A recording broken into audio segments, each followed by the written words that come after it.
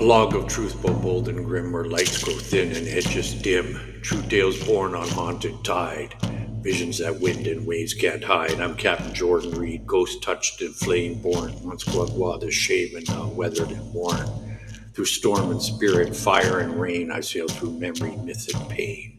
Each story drifts through time and fear, with truth sailing ever near. From First Nations visions to fights beyond the fading light, I rhyme with spirits sent by night. Now drawn in ink, our tales take flight, in anime form beneath starlit night. The phantom tide has come alive, with ghosts and gods and anime drive. These rhymes come from the tide and flame, not from a bot with a stolen name. Where the spirit, visit our store, links are in the channel's description. Captain's log, the spirits who corrected me. Before the hummingbird comes into view, I must confess what once was true. The greatest lesson I ever knew came not from books, but spirits who flew. I drove the tour bus down the street where guests and cultures oft did meet. With Jeff Watts we carved our lane, the first First Nations tour to gain. A voice in Vancouver's tourist stream, our stories real, our truth supreme. We passed the museum grand and wise, where totem poles reach to the skies. A UBC's fine anthropologic place, where artifacts wear time's embrace. We walked through Bill Reed's Haida land, a village carved by skilled hand. I knew my facts, I'd done the work, but in my chest still had a quirk, a bias born from blood and feud. My words grew sharp, my tone was rude.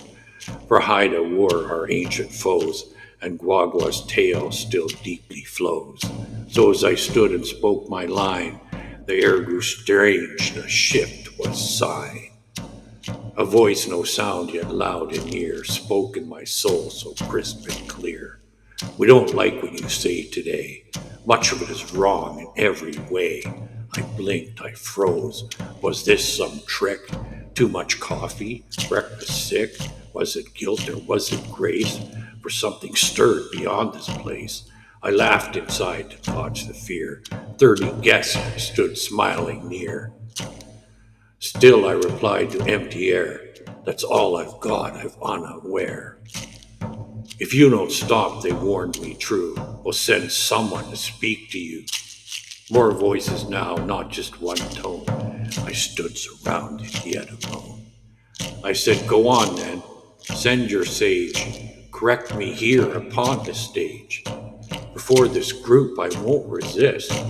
Now let me lead them through the list. And off I strode to finish strong, ignoring all that felt so wrong. I looked around, no one could tell.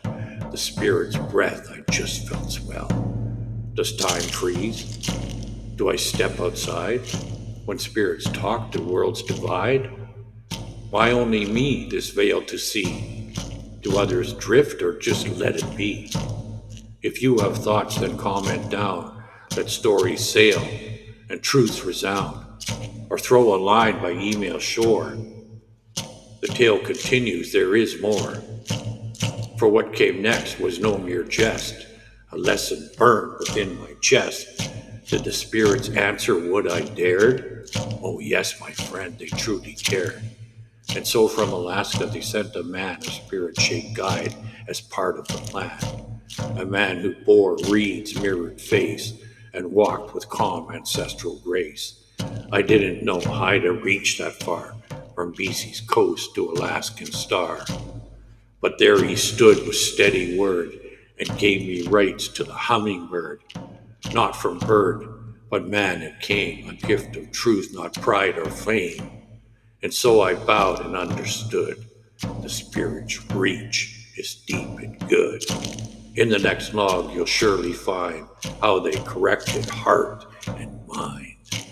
Not with wrath or voice or rod, but with a hummingbird sent by God.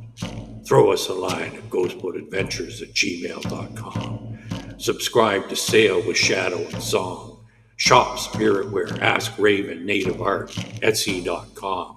Keep the voyage afloat. Donation links are in the channel's description.